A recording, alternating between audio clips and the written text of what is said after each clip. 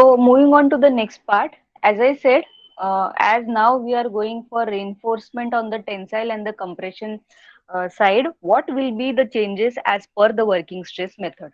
That we need to see. So if you see this particular section where I have shown reinforcement on the tensile side as well as reinforcement on the compression side. This is just to make you understand how the reinforcement can be provided. There may be number of bars. Here maybe I have shown two, but there may be number of bars depending upon the condition. Now again, what is required? You need to find what is the moment of resistance in such condition. You need to find what is the position of the neutral axis. Maybe you need to calculate the stresses. The same thing what we have done in a singly reinforced section. But now, because of the changes, we need to change our equations because steel is provided on the compression side also. So it is going to make a difference. So what difference it is going to make? So let me say that the section is provided with the doubly reinforcement. You know what is the effective depth of the beam. You know what is the width of the beam. Now this part I have added. As there is a reinforcement provided on the compression side, I'm saying that the distance from the concrete towards the CG of the reinforcement on the compression side is D dash. Similarly, also I need to find what is this D dash as well as what will be the stress provided at this D dash. So whenever you are finding uh, the moment of resistance for a doubly reinforced section, it is equivalent to, it is divided into two parts. How I have divided, just see that.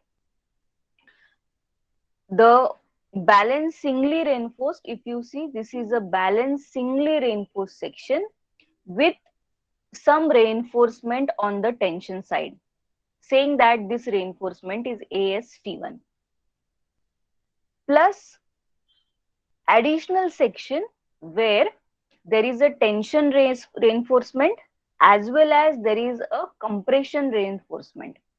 Let me say that this one, this is moment M1, this is moment M2, and this is the total moment M.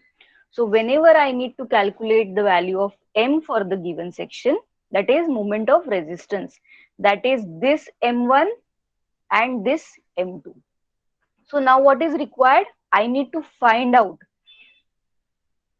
section what is the M1, for maybe the unbalanced or the additional section what is M2. So I need to calculate this. Now if you clearly see into this diagram, okay, if you clearly see into this diagram, what is needed?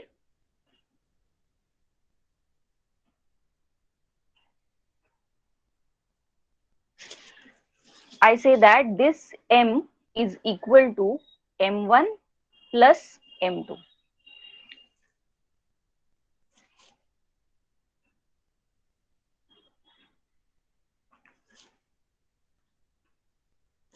Is it okay?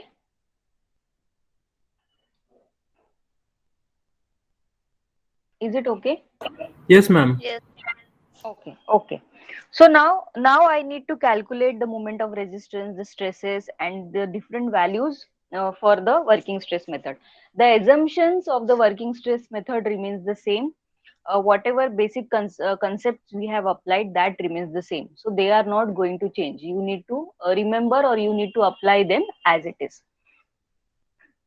Now this particular section, if I see this particular section M1 and M2, the M1 is with respect to steel, which is AST1. So I have just changed the name, that is area of the steel in tension 1. It is for the tension side. Similarly, area of the steel in tension T2, where I have taken some only a part of the reinforcement on the tensile side, and this new part is added, ASC. So this is area of the steel in compression, because there is some steel which is provided in the compression.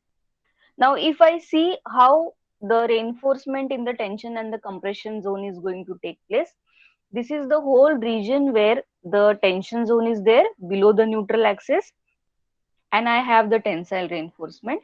This is the whole area which is in compression zone, and this particular reinforcement is provided. It means that what I need to show is in the compression zone also we are providing this tensile reinforcement. When I calculate the moment, I need to subtract this from the area to get the equivalent area. Next, coming on to the stresses. When I am calculating the stresses, you know already what is the stress strain diagram. So let me say, just I have neglected this part. I'll show it in the next diagram just to make you understand. We know that the stress at this level for the concrete is sigma CBC, permissible stress in concrete for the bending compression. Then I know that it is acting at the CG, that is x by 3. I have not shown it here, but you know it. It is x by 3. That is C1 is acting at a distance x by 3. But now you have this tension reinforcement which is acting here for the compression zone. So when you are having this, there will also be a force, or you say that, just a minute. There will also be a force which is at this point. As it is for this point, you know that at the CG of this, the tension is acting. Similarly, as this is in the compression zone, you will have your force C2 which is acting. Why C2? Because I already have the force C1. So just I have named it as C2. So let me say that C1 is for this sigma CBC, which we already know how to get C1. C2 is for what? C2 is for this steel which is provided in the compression zone. So I need to calculate now C2. For this corresponding C2, I said that let the stress be sigma dash CBC. Why sigma dash? Because already I have sigma CBC for the concrete. So let me say that for this particular region, compression zone, let it be sigma dash CBC. So just same diagram, but there are two changes. First, there is a compressive force here C2, which is at this area of the steel provided, and I have said that let the resultant, or sorry, let the permissible stress be sigma dash CBC. This is what I have made the changes. Then in the first condition, as we have calculated Z1, here you will have one more term Z2. Now further studying this diagram. Now what is required? From this diagram, I will get the values